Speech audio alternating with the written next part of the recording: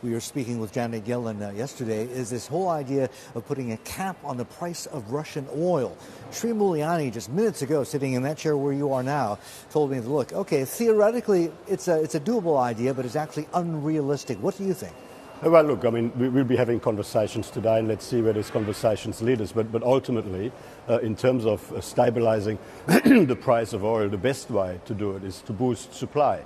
And there are alternatives to Russian oil supplies. There are other producers around the world who could lift production to make up the difference. So it's certainly, Russia's war of aggression is putting huge pressure on the world. It's imposing a huge cost burden on the world, and this is, of course, one manifestation of it.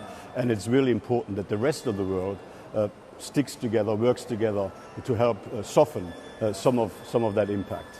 Mr. Cormann, though, the issues are sort of correlated, right? The war and the inflationary pressures and the disruptions from the war to supply chains, to oil, to energy, to commodities, etc.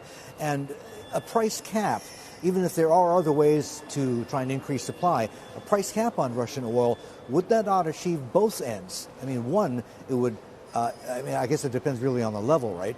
You set a level which would incentivize Russia to keep producing, right, and allow them to make a profit, but at the same time set it to a level where it's not so high, it allows them to price gouge and continue funding the war in Ukraine. You achieve both objectives, don't you? Well, any measure to increase,